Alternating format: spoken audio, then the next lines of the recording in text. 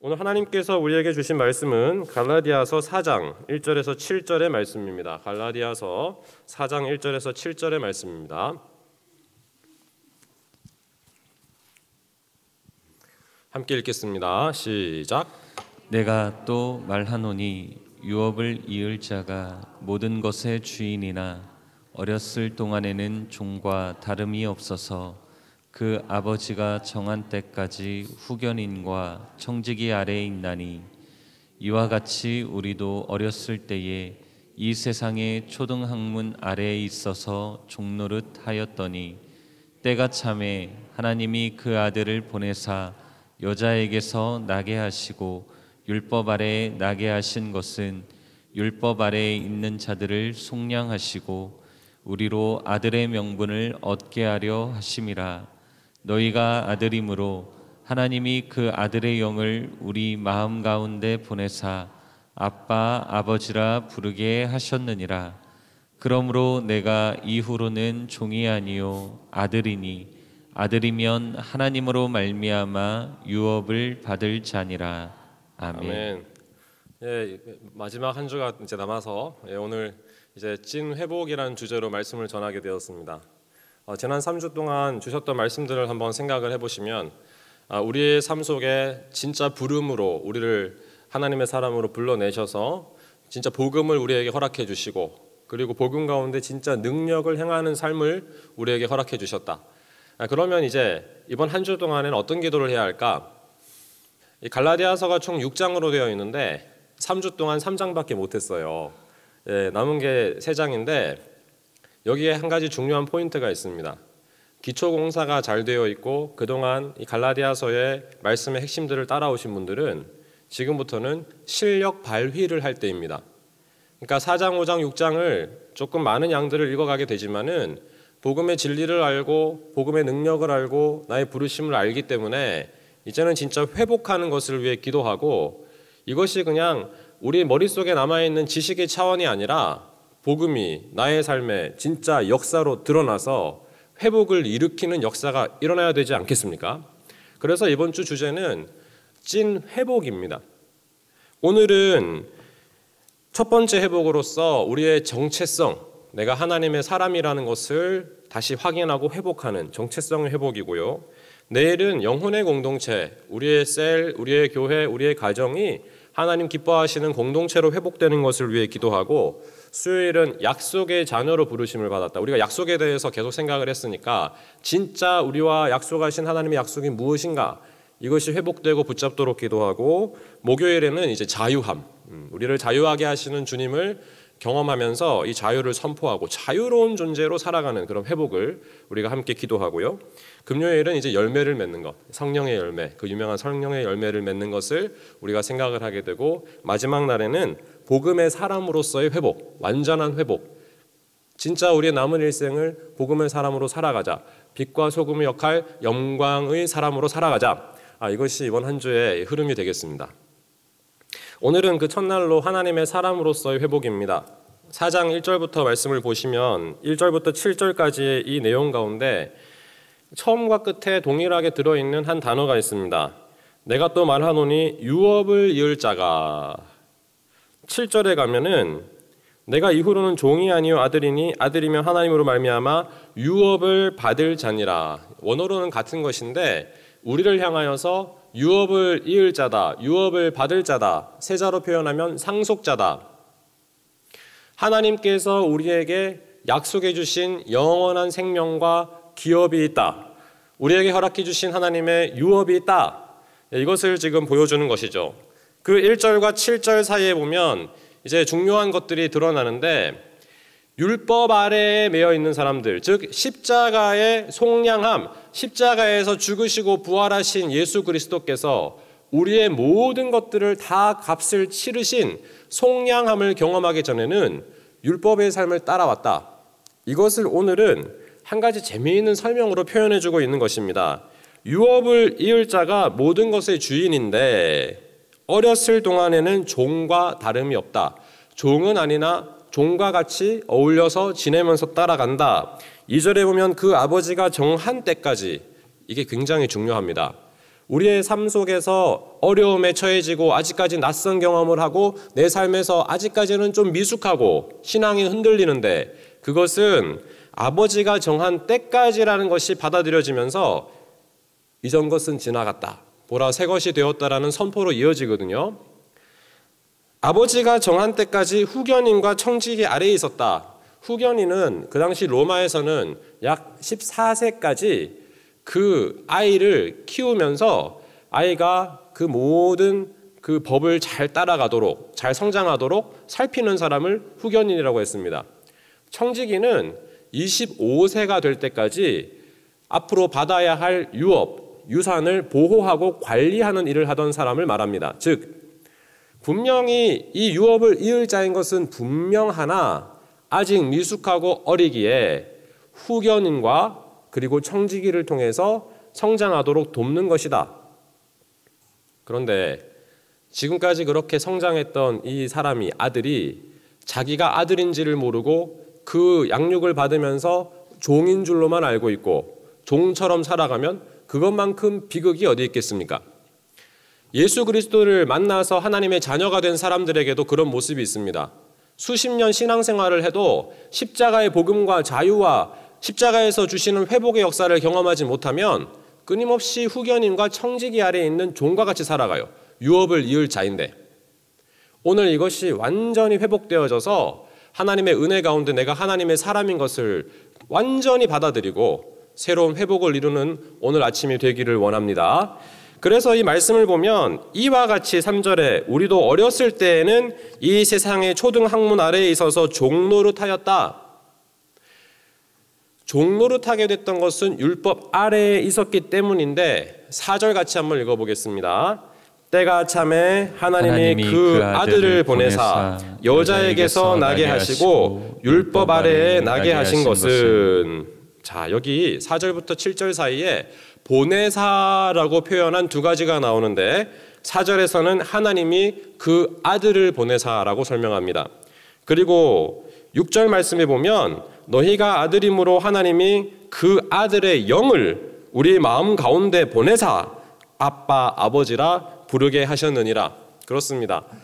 율법 가운데 매어져서 살던 그 사람이 예수 그리스도 하나님의 아들을 보내셔서 십자가에서 속량하게 하셔서 자유를 얻게 하신 것, 그 예수 그리스도를 보내주신 것, 그리고 하나는 그 아들의 영, 성령을 보내주신 것, 우리 인류에게, 인간에게, 내 인생에게 주신 가장 큰 선물이 아버지 하나님이 우리를 하나님 아버지, 아빠 아버지라고 부를 수 있도록 우리의 종으로부터 노예로부터 자유롭게 하기 위하여 예수 그리스도를 십자가에 내어주시는 속량의 선물, 은혜를 허락해 주셨고 그걸 믿게 되면은 갈라디아서 2장 20절의 말씀처럼 내 안에 그리스도께서 사시게 되면서 이 그리스도는 부활하신 분이요 영원히 살아계신 분이시니 그분이 내 안에 살아가면서 그 아들의 영, 성령을 또한 보내주셔서 십자가의 그 복음을 만난 사람은 그 인생의 걸음에 그 영, 아들의 영, 성령을 통해서 살아가는 은혜를 주셨다는 거예요.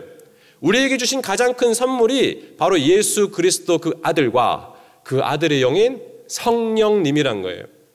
삼위일체 하나님, 하나님의 사랑 가운데 아들을 주셨고 속량하게 하셨고 예수 그리스도의 은혜 가운데 성령 가운데 살 수 있도록 성령을 우리에게 선물로 주셨다. 오늘 또 이 아침 예수 그리스도의 십자가의 사랑을 기억하고 또 주님께서 허락해 주시는 성령의 충만함이 오늘 기도하는 우리 가운데 있게 하실 줄로 믿습니다. 이 말씀을 가만히 생각해 보면 훈련을 받는 훈련의 내용이 십자가 사건으로부터 달라지는 것을 확인할 수가 있어요. 처음 율법 가운데서 십자가까지 나아가는 훈련은 아직까지 예수 그리스도의 복음으로 나아가는 훈련, 아직까지 아버지를 모르는 삶의 자리에서 받는 훈련, 아직까지는 복음의 사람이 되지 않은 훈련이었으니 얼마나 괴로워요. 그렇죠. 예수 그리스도를 만나지 못하면 방황을 하는 겁니다. 그 훈련의 의미를 모르고 끊임없이 방황을 해요. 그런데 십자가를 만나고 예수의 복음 가운데 주의 은혜를 경험하게 되면 그때부터는 성령님과 함께하는 훈련으로 바뀌어져요. 성령님과 동행하는 훈련.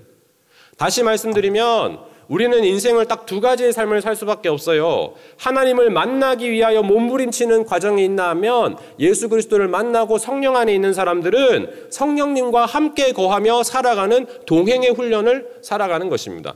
그것은 생명을 살리는 훈련이고 우리의 인생 가운데 주의 능력을 나타내는 훈련이며 광야 같은 인생 가운데 하나님의 음성을 들으며 가는 삶의 훈련이라는 것이죠. 주님과 함께하는 인생의 여정을 살아갈 수 있는 것입니다. 오늘 말씀을 조금 더 살펴보면 6절에 나와 있는 너희가 아들임으로 하나님의 그 아들의 영을 우리 마음 가운데 보내사 아빠 아버지라 부르게 하셨느니라. 이것은 유대인들은 감히 상상도 못할 일입니다. 어떻게 그 거룩한 하나님, 구약의 성경을 기록할 때에는 하나님이란 이름만 나와도 그걸 감히 기록할 수 없으니 이 이름을 여호와라고 표현할 때 목욕을 재개하고 함부로 입에 담을 수 없는 이름인데 어찌 그 하나님이 아버지가 될 수 있냐는 거예요. 이건 상상도 못할 일입니다. 그런데 예수 그리스도가 우리를 위해 죽으시고 하나님의 아들 그 예수 그리스도의 보혈로 인하여 우리가 속량함을 입고 구원을 받았으니 그때부터 그분이 우리 안에 살게 되면 아빠 아버지라고 하나님을 부르게 되었다는 거예요.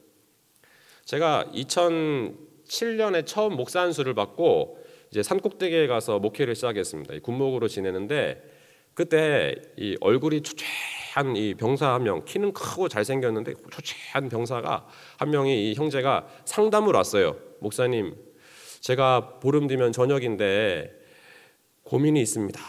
그래서 뭔데 했더니 말씀을 듣고 예배를 드릴 때 그렇게 좋대요. 그런데 기도할 때면 하나님까지는 되는데 아버지가 안 된대. 하나님 입이 막히는데 안 된다는 거예요. 그게 왜 안 되는데 얘기를 쭉 나눠보니까 이 형제의 아버지가 너무나 이 형제를 힘들게 한 사람이에요. 두 분 다 너무나 훌륭한 아주 교수님이고 약사고 훌륭하죠. 그런데 이 아들이 클 때부터 형과 비교하면서 얘가 누구 닮았어? 당신 닮았어? 막 싸우고 그리고 이 아이의 꿈을 이 큰 장성한 아이의 꿈을 심어줬어요. 너는 공무원 돼야 돼. 아니면 내 자식도 아니야. 막 이렇게 해놓으니까 어떻게 하나님 그 좋은 분이 아버지가 될 수 있냐는 거예요. 야, 이 친구를 앉혀놓고 제가 한참 상담을 하면서 이제 마지막에 그렇게 얘기를 했습니다. 너 아버지한테 이 분노를 표현한 적 있어? 한 번도 없대요. 어떻게 감히 아버지한테 분노를 표현할 수 있네요. 좋아. 목사님이 너한테 숙제를 줄게. 이번에 휴가를 가면 아빠와 싸우고 와 그랬어요. 어떻게 아빠와 싸우고 오냐요. 아니야. 가서 아빠에게 섭섭했던 걸 얘기하도록 하라고. 그러면서 같이 기도를 하자 그랬어요. 그러면서 이 기도가 돼야지 내가 이 방에서 나가게 해준다. 하나님께 기도하자. 너 하나님을 아버지라고 한번 고백해보라고. 야, 이 친구가요. 어제 깜짝 놀랐습니다. 하나님 한 다음에 하면서 거의 한 3, 4분 이상을 못하는 거예요. 아버지를 못하는 거예요. 그러다가 옆에서 기도했습니다. 하나님 어떡합니까? 제가 이어서 기도를 해야 됩니까? 도와주십시오 하는데 하나님 하다가 아버지 했어요. 아버지를 한 번 했는데 눈물 콧물을 쏟으면서 막 엉엉 우는 거예요. 아버지 하더니 아버지만 계속 불러. 아버지 그렇게 계속 아버지만 부르다가 그날 그 자리에서 하나님 아버지를 만났어요. 야, 그 친구가 하나님 아버지를 만난 다음에 첫 번째 변화가 뭔지 아십니까? 얼굴에서 도끼가 다 사라졌어요. 얼굴이 얼마나 환하게 변하고 꽃이 피고 애가 막 피부가 살아나고요. 하얗게 된 거예요. 그러더니 목사님 휴가 잘 다녀오겠습니다 이러더라고요. 그리고 나가서 아버지와 한판 하고 왔어요. 아버지를 만나서 아버지 저 섭섭했습니다. 처음으로 얘기를 한 거예요. 그 자리에서 아버지가 울면서 그동안 미안했다 아들아 내가 너 사랑했는데 너 잘 되라고 그런 거다 막 얼싸안고 울고 서로 화해하고 그러면서 돌아왔는데 휘죽휘죽 웃으면서 들어온 거예요. 그리고는 이 친구가 전역하는 그날 예배를 마치고 광고 시간 손을 들더라고요. 목사님 제가 얘기할 게 있습니다 하더니 우리 하나님 아버지 하나님 감사합니다 울면서 고백을 하고 전역을 하게 되었어요. 여러분 하나님이 아버지십니까? 하나님이 아버지 맞으십니까? 나를 힘들게 했던 아빠라면요 오늘 감사하세요. 진짜 아버지 하나님을 만나게 한 도구였어요. 나에게 하나님 아버지를 비슷하게 경험하도록 해준 좋은 아버지였다면 그 아빠도 진짜 좋은 아빠예요. 하나님 아빠를 알 수 있도록 해줬으니까. 둘 다 감사한 거죠. 그러기에 우리는 어제 주신 말씀처럼 공경할 수가 있어요.